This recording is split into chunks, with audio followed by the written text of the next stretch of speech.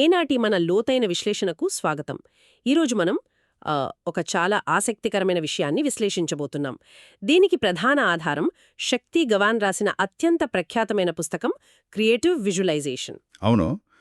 ఆ, ఈ పుస్తకం నిజంగా చాలామంది ఆలోచన ధోరణిని మార్చింది కదా. ఖచ్చితంగా. సాధారణంగా విజువలైజేషన్ అనగానే చాలామంది ఏమనుకుంటారంటే ఒక ప్రశాంతమైన చోట కూర్చుని కళ్ళు మూసుకుని ఏవేవో పగటి కలలు కనడం అనుకుంటారు. అంటే ఏదో ఒక మ్యాజిక్ జరిగిపోయి అంతా మంచి జరగాలని కోరుకోవడం లాంటిది అనుకుంటారు. అది చాలా సహజంగా వచ్చే అపోహ. కరెక్ట్. కానీ ఈ మూల సమాచారాన్ని మనం లోతుగా పరిశీలిస్తే అర్థమయ్యేది ఏంటంటే ఇది కేవలం ఒక ఆశో కోరికో కాదు. అది మన మనసును ఒక సాధనంగా ఉపయోగించి అత్యంత స్పృహతో మన వాస్తవ పరిస్థితులను మార్చుకునే ఒక శాస్త్రీయమైన అభ్యాసం. అవునవును. మన ఆలోచనలు, భావోద్వేగాలు, అలాగే చర్యలను ఒకే గాడిలో ఎలా పెట్టాలో ఈ పుస్తకం చాలా అద్భుతంగా వివరిస్తుంది. అదే ఈనాటి మన లక్ష్యం కూడా. అసలు ఈ మ్యాజిక్ అనే భ్రమను పక్కన పెట్టేసి దీని వెనుక ఉన్న అసలు పనితీరును ఈరోజు మనం వెడమర్చి చూద్దాం. ఖచ్చితంగా. ఆ మ్యాజిక్ అనే అపోహను తొలగించటం ఇక్కడ చాలా ముఖ్యం. ఎందుకంటే చాలామంది కేవలం కళ్ళు మూసుకుని ఏదో ఊహించేసుకుంటే మరుసటి రోజు ఉదయానికి అంతా మారిపోతుంది అనే ఒక అవాస్తవికమైన ఊహలో ఉంటారు కదా. నిజమే. అలా అయితే అందరూ అన్నీ సాధించేసేవాళ్లు. ఎగ్జాక్ట్లీ. ఈరోజు మనం చర్చిస్తున్న మూల సమాచారంలో అత్యంత ఆసక్తికరమైన విషయమేంటంటే ఈ క్రియేటివ్ విజువలైజేషన్ అనేది మనం మనసుకు కొత్తగా ఏదో నేర్పించే ప్రక్రియ కాదు. ఓహో, అంటే కొత్తగా నేర్పించేది కాదా? కాదు.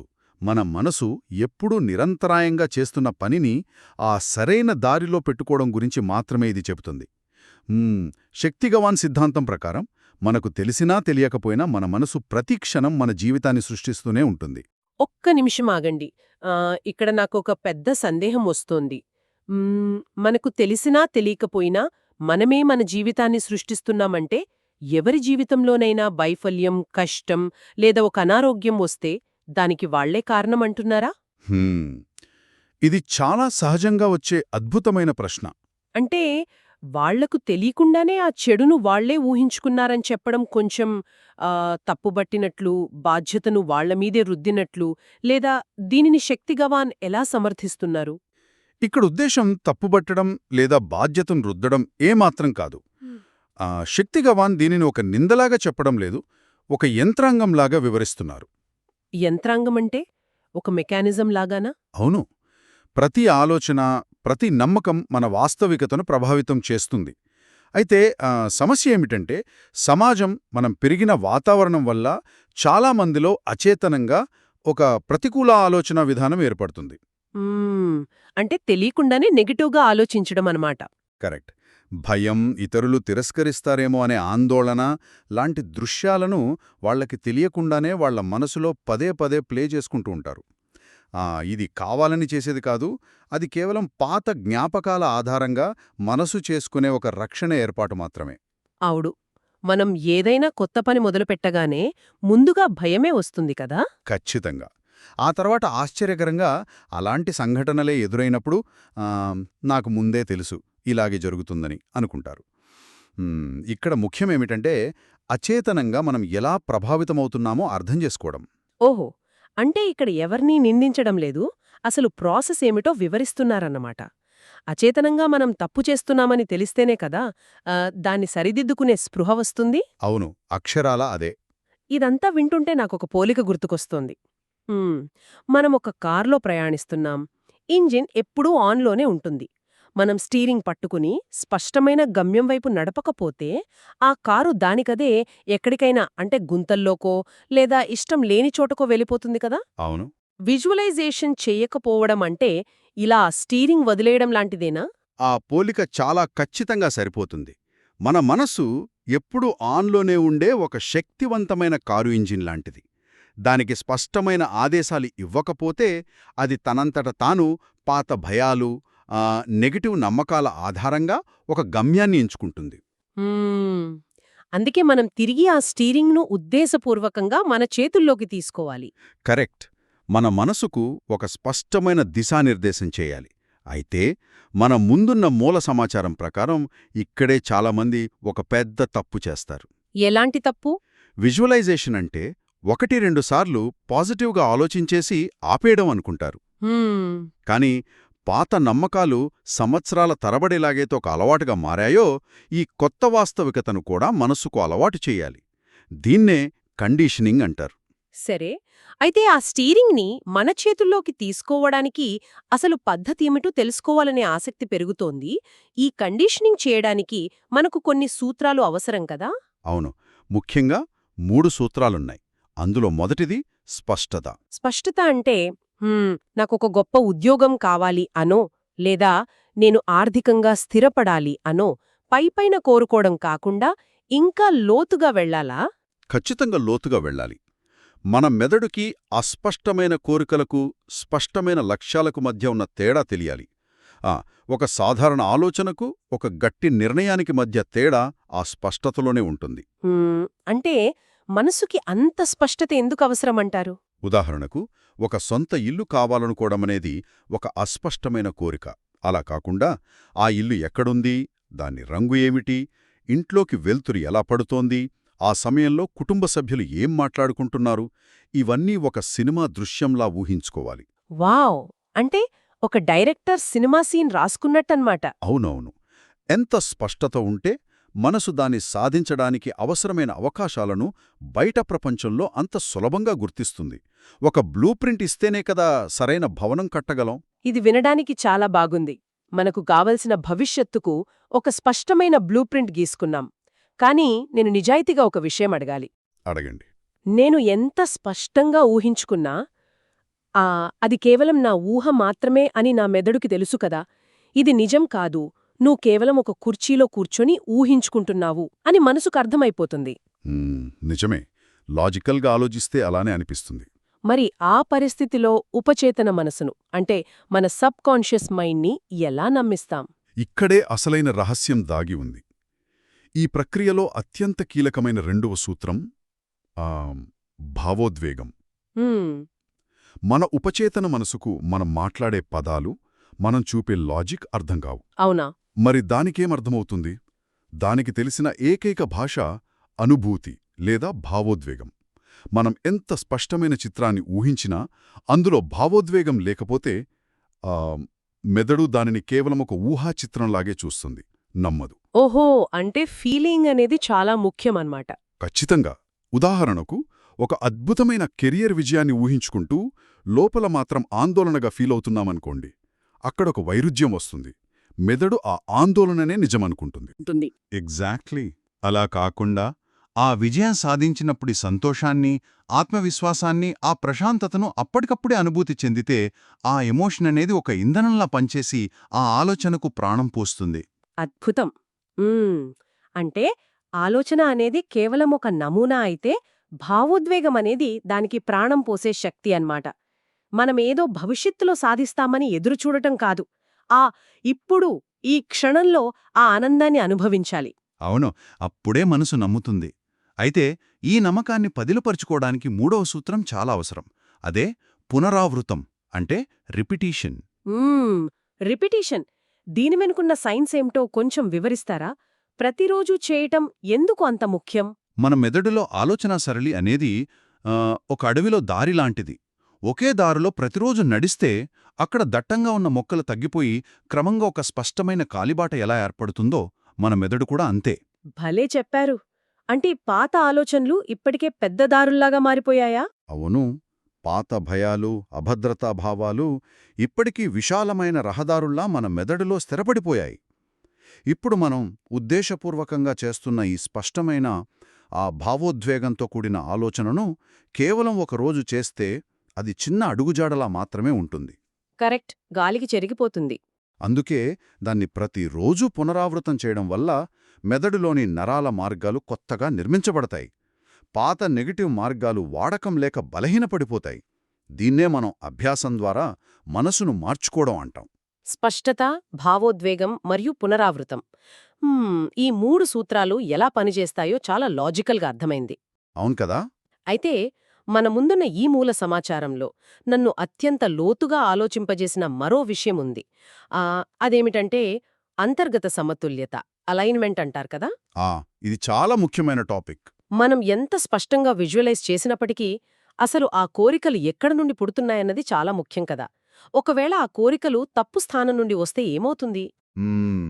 ఇది మనం చాలా జాగ్రత్తగా గమనించాల్సిన విషయం. మనకు ఏది పడితే అది కావాలని ఊహించేసుకుంటే సరిపోదు.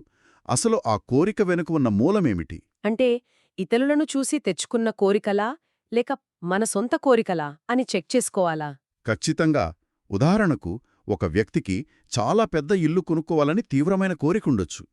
కాని ఆ కోరిక పక్కింటి వారిని చూసి అభద్రతాభావంతో నేను వాళ్లకంటే గొప్పగా కనిపించాలి అని ఈగో నుండి పుట్టిందా? లేదా సమాజంలో ఒక గుర్తింపు కోసం పుట్టిందా అని ప్రశ్నించుకోవాలి. నిజమే. చాలాసార్లు మనం ఇతరుల కోసమే బ్రతుకుతుంటాం. అవును. ఇలాంటి భయం లేదా అహంకారం నుండి పుట్టే కోరికల కోసం ఎంత విజువలైజ్ చేసినా, ఒకవేళ అవి సాధించినా కూడా అంతిమంగా లోపల ఒక శూన్యత, అసంతృప్తి మిగిలిపోతాయి. అంటే తప్పుదారిలో ప్రయాణించి గమ్యం చేరుకున్నాక అయ్యో నేను రావలసిన ఊరిది కాదే, అనవసరంగా ఇంత దూరం వచ్చానే అని బాధపడడం లాంటిది కదా. అచ్చంగాదే. అందుకే శక్తి గవాన్ మన సాహస స్వభావానికి అనుగుణంగా ఉండే కోరికల గురించి మాట్లాడారు. మరి సరైన కోరికలని ఎలా గుర్తిస్తాం? ఇతరుల కోసం కాకుండా నిజంగా ఒక పని చేస్తున్నప్పుడు లోపల నుండి ఒక ఆనందం, ఒక పరిపూర్ణత వస్తాయి కదా, ఆ కోరికలు మన నిజమైన వ్యక్తిత్వం నుండి పుడతాయి. అలాంటి వాటికి విజువలైజేషన్ తోడైతే దానికి ఎదురే ఉండదు. ఓహో, అంటే మన మనసుకు మన లక్ష్యానికి మధ్య ఒక సింక్ ఉండాలన్నమాట. అవును. ఫలితాలు అప్రయత్నంగా మన దరికి చేరుతాయి. మనం మనల్ని అర్థం చేసుకున్నప్పుడే ఈ అంతర్గత సమతుల్యత సాధ్యమవుతుంది. ఇది చాలా ముఖ్యమైన అడుగు. సరే, మన నిజమైన కోరికలను మనం గుర్తించాం. దానికి తగ్గట్టుగా ఒక అద్భుతమైన దృశ్యాన్ని మనసులో స్పష్టంగా, భావోద్వేగంతో ఊహించుకోవడం మొదలుపెట్టామనుకుందాం. ఓకే. అంతా సవ్యంగా సాగుతోంది అనుకునే సమయంలోనే అసలు సమస్య మొదలవుతుంది. మనసు లోకల్ నుండి అకస్మాత్తుగా ఒక గొంతు వినిపిస్తుంది. ఇది నీ వల్ల కాదురా, లేదా నువ్వు దీనికి అర్హుడివి కాదు, నీ స్థాయి ఏంటో ఒకసారి ఆలోచించుకో అని. హాహా, అవును. ఇది అందరికీ జరిగేదే. ఈ అంతర్గత ప్రతిఘటన గురించి మూల సమాచారం చాలా లోతుగా చర్చించింది కదా. అసలు ఎందుకిలా జరుగుతుంది? ఈ ప్రతిఘటన అనేది విజువలైజేషన్ చేసే ప్రతి ఒక్కరికీ ఎదురయ్యే సాధారణ సమస్య. మనం కొత్తగా పాజిటివ్గా ఏదైనా చేయాలని ప్రయత్నించినప్పుడు ఇన్నాళ్ళు మనం నమ్మిన పాత నమ్మకాలు భయపడతాయి. అంటే మన పాత భయాలు ఎలర్ట్ అవుతాయంటారా? కరెక్ట్. ఒక వ్యక్తి అద్భుతమైన వ్యాపారవేత్తగా ఎదుగుతున్నట్లు ఊహించుకోవాలి అనుకుంటాడు. కానీ కళ్ళు మూసుకోగానే ఎప్పుడో చిన్నప్పుడు స్కూల్లో ఏదో ఒక పోటీలో ఓడిపోయిన సంఘటనో, లేదా ఎవరో బంధువులు వీడేం సాధిస్తాడ్లే అనే అవమానించిన మాటో గుర్తొస్తుంది. చాలా నిజం. ఆ పాత గాయాలు మళ్ళీ గుర్తొస్తాయి. అవే ఈ అంతర్గత ప్రతిఘటనగా మారి ముందుకు వెళ్లనివ్వవు. అయితే ఇలాంటి ఆలోచనలు వచ్చినప్పుడు మనమేం చేయాలి? నాకెలా అనిపిస్తోందంటే, ఈ పాత నెగిటివ్ ఆలోచనలు మన ఇంట్లోకి వచ్చిన ఒక పిలవని అతిథిలాంటివి అనుకోవచ్చా? భలే చెప్పారు. పిలవని అతిథి. అవును కదా. వాళ్లతో గొడవపడి నువ్విక్కడ్నుండి వెళ్ళిపో అని అరిస్తే సమస్య ఇంకా పెద్దదవుతుంది కదా. కోపం పెరిగిపోయి ఆ నెగటివ్ ఆలోచన చుట్టూనే మనసు తిరుగుతుంది. బహుశా వాళ్లని సున్నితంగా పలకరించి పక్కకి దారి మళ్లించి పంపించేయాలా? మీరు చెప్పినా ఈ పోలిక ఖచ్చితంగా సరిపోతుంది. మన ఇంట్లోకి ఆ పిలవని అతిథి వచ్చినప్పుడు మీరు కోపంతో గొడవపడితే ఆ వాతావరణం మరింత రసాభాస అవుతుంది. నేను నెగటివ్గా ఆలోచించకూడదు, ఎలాగైనా పాజిటివ్గానే ఆలోచించాలి అని బలవంతంగా ఆ నెగటివ్ ఆలోచనతో పోరాడితే దానికి మనం మరింత శక్తిని ఇచ్చినట్లవుతుంది. హోహో, అంటే మనమెంత ఫైట్ చేస్తే అవి అంత స్ట్రాంగ్ అవుతాయా? ఎగ్జాక్ట్లీ. అందుకే శక్తిగవాన్ సూచించే విధానం చాలా విభిన్నంగా ఉంటుంది. ఆ నెగటివ్ గొంతు వినిపించినప్పుడు దానితో గొడవ పడకండి, అలాగే దాన్ని విస్మరించకండి. విస్మరించకూడదు కూడానా? మరేం చేయాలి? దాన్ని గుర్తించండి. ఓకే, నాలో ఈ భయముంది, నేను గమనించాను అని అంగీకరించండి. ఆ తర్వాత చాలా సున్నితంగా దాని స్థానంలో ఒక కొత్త బలమైన నమ్మకాన్ని ఉంచండి. అంటే నాకు ఈ పని చేసే సామర్థ్యం లేదు అని ఆలోచన వచ్చిన వెంటనే కంగారు పడిపోకుండా దాన్ని గమనించి సరే ఆ భయం ఉంది, కాని నేను ప్రతిరోజూ మరింత మెరుగవుతున్నాను కదా అని ఒక సానుకూలమైన ఆలోచనతో దాన్ని భర్తీ చెయ్యాలన్నమాట. ఖచ్చితంగా. ఇదొక మానసిక వ్యాయామం. మొదట్లో ఆ పాత భయాలు చాలా బలంగా ఉన్నట్లు అనిపిస్తాయి. కాని మనం ప్రతిఘటించకుండా సున్నితంగా కొత్త ఆలోచనలను ప్రవేశపెడుతూ ఉంటే ఆ కాలక్రమేణా ఆ పాత నమ్మకాలు తమ బలాన్ని కోల్పోతాయి. అప్పుడు మనసు వాటంతటవే వదిలేస్తుందన్నమాట. అవును. అప్పుడు మనసు ఎలాంటి అడ్డంకులు లేకుండా మనం ఊహిస్తున్న కొత్త వాస్తవికతను పూర్తిగా నమ్ముతుంది. చాలా స్పష్టంగా చెప్పారు. ఇంతవరకు మనం విజువలైజేషన్ వెనుక ఉన్న సిద్ధాంతాన్ని, అది ఎలా చేయాలో, దానికి అడ్డొచ్చే ప్రతిఘటనను సైకలాజికల్గా ఎలా ఎదుర్కోవాలో చాలా వివరంగా చర్చించాం. అవును, ఇవన్నీ చాలా ముఖ్యమైన పునాదులు. ఇప్పుడు ఈ మూల సమాచారంలో ఇచ్చిన ఆచరణాత్మక విధానం గురించి మాట్లాడుకుందాం. Practical guide. ఎవరైనా దీనిని తమ రోజువారీ జీవితంలో ఆచరించాలంటే ఎక్కడికో వెళ్ళిపోవాల్సిన అవసరం లేదు, గంటల తరబడి ధ్యానముద్రలో కూర్చోవాల్సిన పని లేదు అని అందులో స్పష్టంగా ఉంది కదా? ఏ మాత్రం అవసరం లేదు. దీనికోసం రోజుకు కేవలం 5 నుండి 10 నిమిషాలు కేటాయిస్తే సరిపోతుంది. సమయం కంటే ఇక్కడ నిలకడ అనేది చాలా ముఖ్యం. కన్సిస్టెన్సీ అంటాం కదా. రోజుకు 10 నిమిషాలేనా? మరి ఎలా చెయ్యాలి? ఎవరైనా సరే ఉదయం లేచిన వెంటనే లేదా రాత్రి పడుకునే ముందు ఒక ప్రశాంతమైన చోట కూర్చోలి, శరీరాన్ని పూర్తిగా రిలాక్స్ చేసి కళ్ళు మూసుకోవాలి. మనం కోరుకున్న లక్ష్యం ఇప్పటికే నెరవేరినట్లుగా అందులో ఉన్న ఆనందాన్ని, ప్రశాంతతను అప్పటికప్పుడే అనుభూతి చెందుతూ ఊహించుకోవాలి. సింపుల్గా అనిపిస్తోంది. అవును, దీన్ని చాలా సరళంగా, మనసుకు ఎంత నిజమనిపిస్తే అంత లోతుగా అనుభూతి చెందాలి. రోజుకు 10 నిమిషాలు అనేది చాలా చిన్న విషయం. కాని ఇక్కడొక సందేహం వస్తోంది. ఈ 10 నిమిషాల అభ్యాసం మిగతా 23 గంటల 50 నిమిషాల జీవితాన్ని ఎలా మారుస్తుంది? ఇది చాలా ఆసక్తికరమైన ప్రశ్న. దీనివల్ల వచ్చే ఫలితాలు ఒకేసారి అద్భుతంలా జరిగిపోతాయా? లేక వాటికొక క్రమం ఉంటుందా? ఆ మార్పులు ఎలా మొదలవుతాయో కొంచెం వివరిస్తారా? ఖచ్చితంగా. ఈ అభ్యాసాన్ని క్రమం తప్పకుండా చేస్తున్నప్పుడు మార్పులు ముందుగా బయట ప్రపంచంలో, అంటే వెంటనే బ్యాంక్ బ్యాలెన్స్ పెరిగిపోవడం లేదా ఒక్కసారిగా పరిస్థితులు మారిపోవడం జరగదు. అవును, అది మ్యాజిక్ అవుతుంది, కానీ రియాలిటీ కాదు. అవును కదా. మార్పు ఎప్పుడు లోపలి నుండే మొదలవుతుంది. మొదటి కొన్ని రోజుల్లోనే మనసు ఎంతో ప్రశాంతంగా మారడాన్ని గమనించవచ్చు. అనవసరమైన గందరగోళం తగ్గిపోయి ఒక తెలియని ఆత్మవిశ్వాసం వస్తుంది. ఓహో, అంటే ఇన్నర్ పీస్ ముందొస్తుందన్నమాట. ఎగ్జాక్ట్లీ. ఒక నిర్ణయం తీసుకోవాల్సినప్పుడు గతంలో కంటే ఎక్కువ స్పష్టత ఉంటుంది. ఇవన్నీ అంతర్గత మార్పులు. ఎప్పుడైతే ఈ పునాది బలంగా తయారవుతుందో అప్పుడు ఆటోమేటిక్గా మన చర్యలు మారతాయి. అంటే మన ఆలోచనా విధానం మారడం వల్ల మనం బయట ప్రవర్తించే తీరు, మనం తీసుకునే నిర్ణయాలు కూడా మారిపోయి క్రమంగా అవి బాహ్య ఫలితాలను ఇస్తాయన్నమాట. అవును, సరిగ్గా చెప్పారు.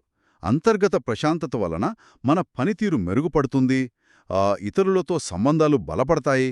అప్పుడు సహజంగానే బాహ్య ప్రపంచంలో, అంటే కెరియర్లోనో ఆర్థిక స్థితిలోనో సానుకూల మార్పులు ఆవిష్కృతమవుతాయి. వినడానికే చాలా అద్భుతంగా ఉంది. ఇక్కడ శక్తిగవాన్ చెప్పిన ఒక అత్యంత శక్తివంతమైన వాక్యాన్ని మనం గుర్తు చేసుకోవాలి. మనం ఎప్పుడూ మన అత్యంత బలమైన ఆలోచనల దిశగానే పయనిస్తుంటాము. వావ్! మనమెప్పుడూ మన అత్యంత బలమైన ఆలోచనల దిశగానే పయనిస్తుంటాము. ఎంత లోతైన అర్థముందో ఇందులో. అవును, ఆ బలమైన ఆలోచనలను మనమే ఎంచుకుంటున్నాం కాబట్టి ఆ ప్రయాణం కూడా అద్భుతంగా ఉంటుంది. సో, ఇదంతా విన్న తర్వాత మనకి అర్థమయ్యే ఒక ముఖ్యమైన సారాంశమేమిటంటే, క్రియేటివ్ విజువలైజేషన్ అనేది మన ప్రస్తుత కష్టాల నుండి పారిపోయి ఎక్కడో ఒక ఊహాలోకంలో దాక్కోడానికి వాడే సాధనం ఏమాత్రం కాదు. ఖచ్చితంగా కాదు. అది మన ప్రస్తుత వాస్తవికతను మనం స్వయంగా అత్యంత స్పృహతో డిజైన్ చేసుకోవడానికి ఉపయోగపడే పవర్ఫుల్ టూల్. ఇది బయట నుండి లోపలికి వచ్చే మార్పు కాదు, ముందుగా మన లోపల, మన ఆలోచనల్లో, మన భావోద్వేగాల్లో మొదలై ఆ తర్వాత మన చర్యల ద్వారా బయట ప్రపంచంలో వాస్తవ రూపం దాల్చే ఒక అద్భుతమైన ప్రక్రియ. అక్షరాల నిజం. చిన్నగా మొదలుపెట్టి ప్రతిరోజూ నిలకడగా చేస్తే లోపల మనం నిర్మిస్తున్న ప్రపంచానికి ఆ బయట మన వాస్తవ జీవితాన్ని మార్చే శక్తి ఉందని మనం ఖచ్చితంగా నమ్మవచ్చు.